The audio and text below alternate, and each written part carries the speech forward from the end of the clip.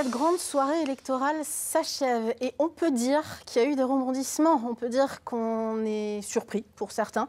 Voilà, c'est la démocratie en marche malgré tout, quoi que l'on puisse dire. Et c'est quand même pas en marche. Abus de langage. Pardon. Mais en tout cas, c'est vrai qu'il s'est passé pas mal de choses. Avec nous, Enzo Maubert, qui a été le maître des chiffres ce soir et qui va nous donner les principaux scores déjà des vainqueurs ce soir, des gagnants. Exactement, nous sommes en mesure de vous donner du coup les députés qui siégeront à l'Assemblée nationale pour la Sarthe dans la première circonscription. C'est donc Julie Delpech qui retrouve son siège avec 60,91% des voix devant Céline de Cossé-Brissac du Rassemblement national. Dans la deuxième circonscription, c'est là aussi une députée qui retrouve son siège, Marietta Karamanli, et qui le continuera pour sa 18e année, si je ne me trompe pas, oui, à l'Assemblée nationale, avec 57,31% des voix, là aussi devant le candidat Rassemblement national François Fèvre. Dans la troisième circonscription, et ça s'est joué de peu, Éric Martineau, député sortant MoDem, remporte cette élection avec 51,44% des voix devant Romain Lemoigne.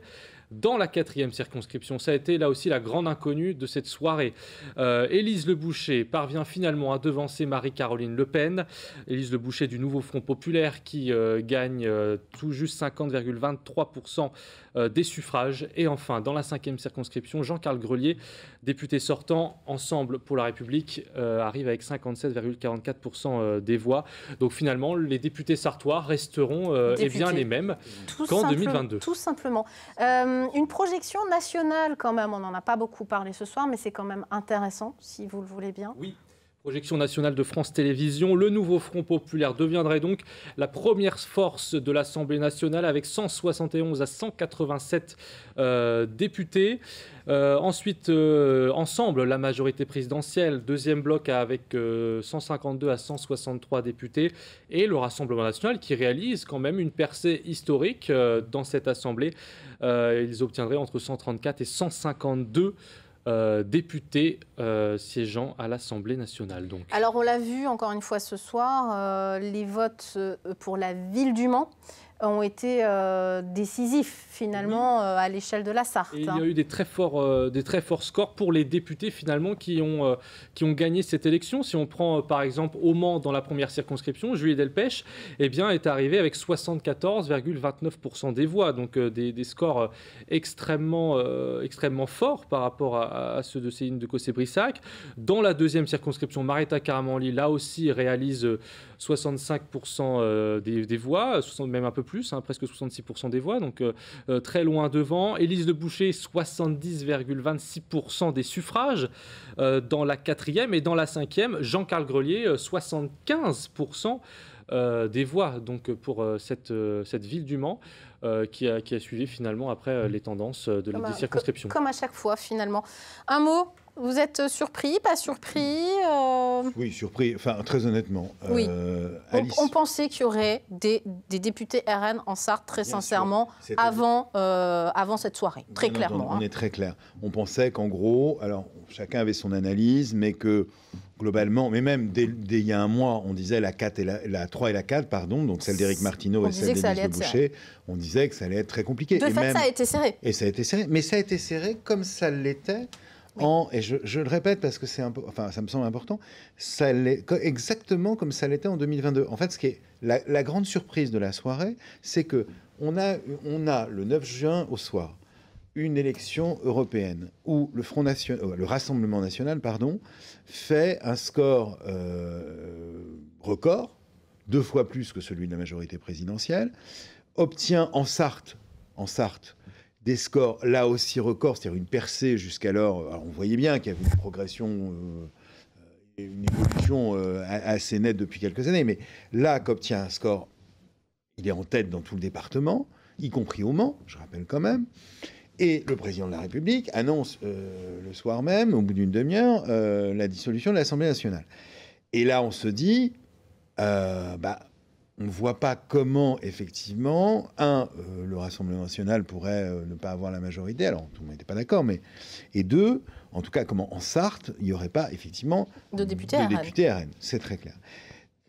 il y a eu 2 événements, à mon avis, qui sont posés. Le premier tour, on en a parlé avec les invités. La première chose, ça a été au premier tour, donc à l'échelle nationale comme locale, c'est l'alliance de la gauche que, de toute évidence, le président Macron n'avait pas prévu, que d'ailleurs personne n'avait prévenu, à commencer à gauche même.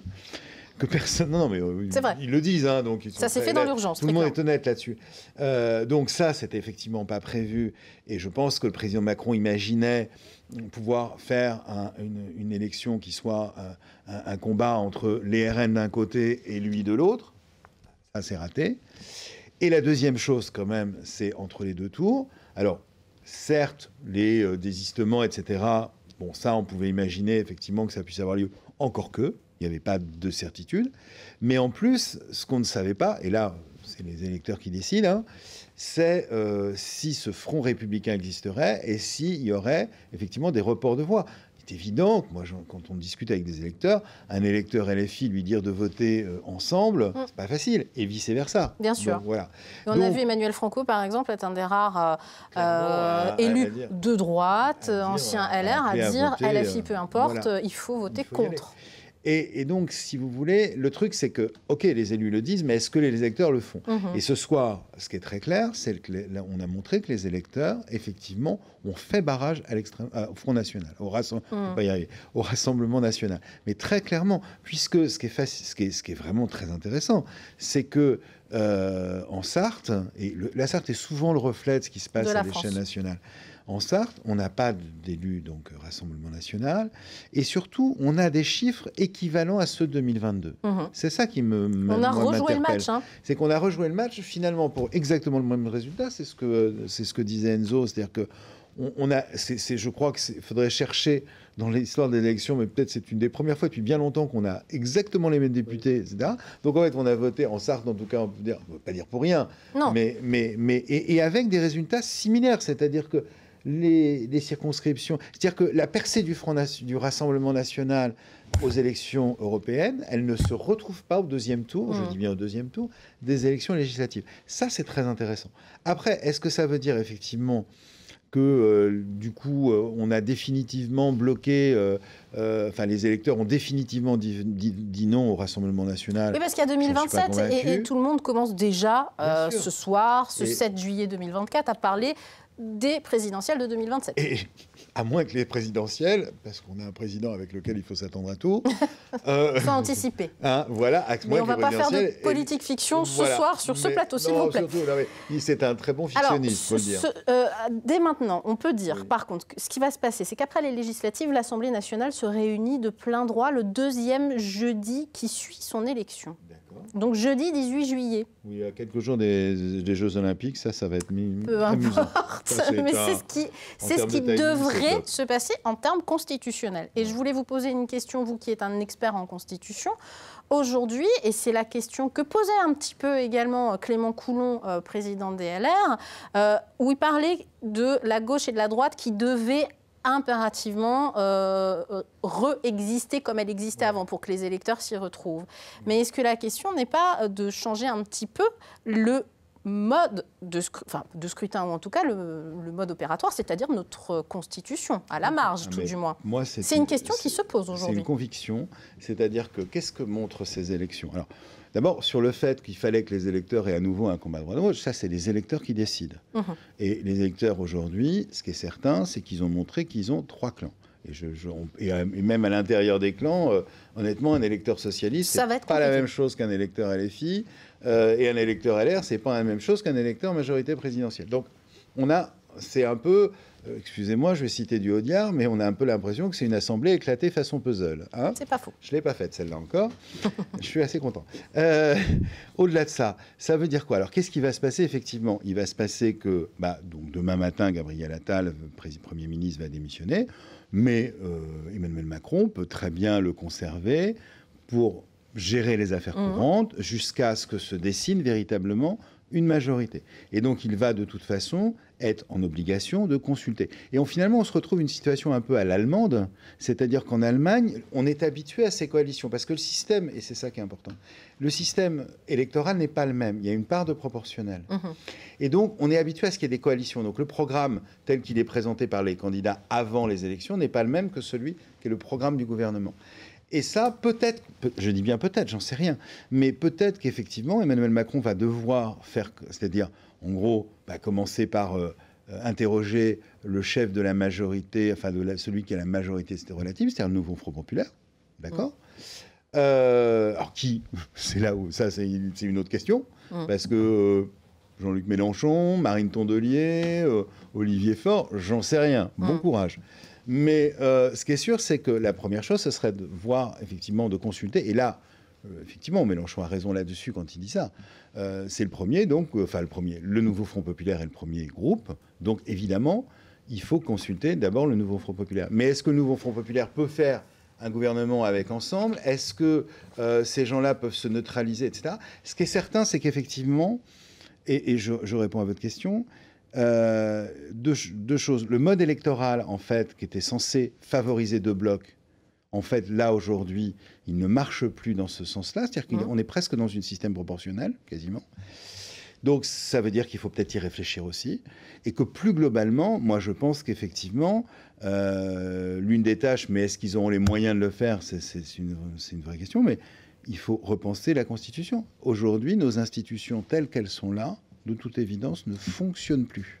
En tout cas, elles ne fonctionnent plus pour un pays qui est éclaté en termes de camps de camps. Et donc, ça veut dire qu'il faut repenser les modes les modes électoraux, les modes d'élection, mais aussi sans doute, peut-être aussi, enfin moi j'en suis convaincu, alors ça c'est peut-être très personnel, mais une constitution qui soit aussi beaucoup plus décentralisée. Parce qu'on voit bien que l'un des problèmes quand même aujourd'hui... Parlementaire, comme disait Marietta Karamanli. Sans doute, et avec, je pense, des contre-pouvoirs.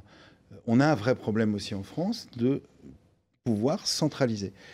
Et on doit pouvoir arriver à, si on veut, même que les gens des campagnes se sentent un peu moins isolés, sans doute faut-il aussi plus de décentralisation. Merci mille fois Emmanuel Chevreul pour vos analyses locales, nationales. On en sait un petit peu plus ce soir. Enzo Maubert. Stéphane Le Foll, maire du Mans, les qui vient de l'envoyer, qui Foll. donc félicite les Sartois et Sartois pour leur attachement, Sartoises et Sartois, pardon, vous l'avez compris, félicite les Sartoises et les Sartois donc pour leur attachement sincère aux valeurs de la République. Mon choix du Front républicain dès le premier tour a été entendu. Ce choix était clair et s'avère déterminant, contrairement à celui de ceux qui n'en ont pas fait, ou pire, qui ont laissé le doute s'installer. Les citoyens ont tranché. Cette situation inédite appelle tous les responsables politiques à la mesure et au sens des responsabilités. Stéphane Le Foll, donc maire du Mans, dans un communiqué envoyé à la presse il y a un instant. Vous savez tout sur cette soirée électorale en Sarthe, ou tout du moins, je l'espère. On a fait de notre mieux avec cette merveilleuse équipe d'LMTV Sarthe. Ce lundi 8 juillet, ce sera la dernière édition du journal en toute image pour revenir, entre autres, sur cette soirée et vous relater un petit peu les infos du lundi. Pour ma part, je souhaite remercier très chaleureusement Emmanuel Chevreul, notre consultant politique, comme on dit à la télé, et néanmoins ami qui vient nous faire l'amitié vraiment à chaque élection de nous apporter ses éclairages. Je ne sais pas quand va être la prochaine maintenant. Alors on verra quand sera la prochaine, c'est la grande question. Il y a quand même une chose qu'il faut rappeler, c'est que dans la Constitution, le président ne peut pas dissoudre l'Assemblée avant un an, donc de toute façon, il est pendant bloqué. Un an. On va voir ce qui arrivera dans les prochains jours. Chaque jour, voilà. Chaque jour suffit sa peine, comme on dit exactement. Et je pense qu'il faut prendre les choses avec beaucoup de recul et des analyses, voilà, et dépassionner les débats. Et c'est ce qu'on essaie de faire toute l'année aussi sur LMTV. Je pense qu'on l'a fait brillamment cette année, en tout cas, toute l'équipe d'LMTV et les journalistes. Et je remercie chaleureusement Enzo Maubert, vous le savez, qui va partir vers d'autres aventures professionnelles. On vous souhaite le meilleur, mais vraiment, parce que vous ne le savez peut-être pas, mais il est tout jeune, Enzo, et il a un avenir magnifique devant lui, et j'en suis certaine. Merci beaucoup, c'était un plaisir de travailler ces 3 années avec vous, plaisir partagé par toute l'équipe de la rédaction et l'équipe technique. Je remercie chaleureusement Anthony Piton et Alexandre Ferrer qui étaient en préfecture et qui ont déjoué les problèmes techniques. Bravo à eux. Je remercie chaleureusement l'équipe technique qui est derrière et qui a fait un travail colossal, à commencer par Betty, parce que je commence par les filles, c'est quand même plus sympa. Elles ne sont pas nombreuses en plus. Alors, aidez-moi. Il y a Betty, Étienne, Gaëtan, Valentin, Gabriel, Colin. Et puis évidemment, je remercie Pascal Brulon pour la confiance chaque jour accordée à toutes ces équipes. Et c'est précieux dans une télévision locale. Merci à vous, chers téléspectateurs, de nous avoir suivis. Comme je vous le disais, on se donne rendez-vous pour un dernier journal de la saison ce lundi à 18h30. D'ici là, des rediffusions de cette soirée électorale si vous avez loupé un bout. Et il y a eu beaucoup de discussions sur ce plateau. À très vite.